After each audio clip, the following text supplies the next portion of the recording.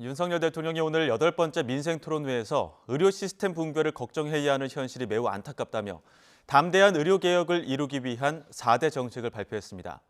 충분한 의료 인력 확보에 속도를 내고 의료인 사법 리스크도 확실히 줄이겠다고 밝혔습니다. 취재기자 연결합니다. 강희경 기자. 네, 용산 대통령실입니다.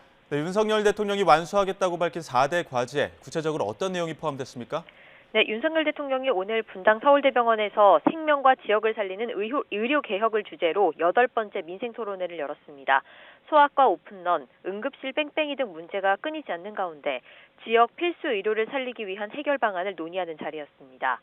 윤 대통령은 내가 아프고 내 아이가 아픈 것만큼 어려운 일은 없다며 소아과 오픈런 같은 말이 유행하는 나라는 좋은 나라라고 할 수 없다고 밝혔습니다. 또 지방에 산다는 이유만으로 제대로 된 의료 서비스를 받지 못한다면 선진국이라고 말하기 부끄럽다며 의료 시스템 붕괴를 걱정해야 하는 현실이 매우 안타깝다고 말했습니다. 윤 대통령은 담대한 의료 개혁을 이루기 위한 4대 정책 패키지를 발표했는데 발언 들어보겠습니다.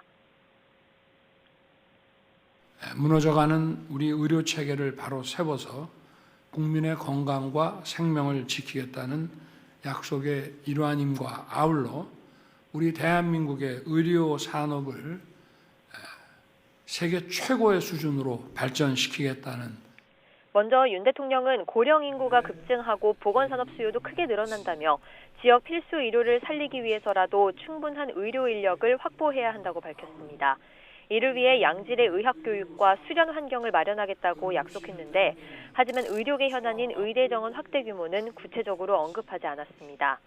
윤 대통령은 또 의료인들의 사법 리스크 부담을 확실히 줄이도록 제도를 개편해 의료진은 소신껏 진료하고 피해자는 두텁게 보상받도록 하겠다고 강조했습니다. 의료사고가 생겼다고 고소 고발마다 즉시 검경이 나서 의료진을 조사하면 환자가 위험에 빠진다고 설명했습니다. 윤 대통령은 또 의료진들이 정당한 대가를 받을 수 있도록 필수 의료에 10조 원 이상 투입하고 지역 의료를 살리기 위해 지역 인재 전형 확대 등을 차질 없이 추진하겠다고 밝혔습니다. 윤 대통령은 이처럼 정부가 추진하는 4대 패키지가 필수 의료와 지역 의료를 살릴 최선의 추진 과제라며 일부의 반대나 저항에 굴하지 않겠다고 거듭 강조했습니다. 들어보겠습니다. 지금이 의료 개혁을 추진해 나갈 골든 타임입니다. 대다수 국민이 원하는 의료 개혁을 일부의 반대나 저항 때문에 후퇴한다면 국가의 본질적인 역할을 저버리는 것이나 다름없습니다. 윤 대통령은 신속히 조치가 필요한 과제는 속도감 있게 해결하고 논의가 필요한 과제에는 대통령 직속 특위를 설치해 오직 국민과 미래만 보며 흔들림 없이 개혁을 추진해 나가겠다고 강조했습니다. 지금까지 용산 대통령실에서 YTN 강희경입니다.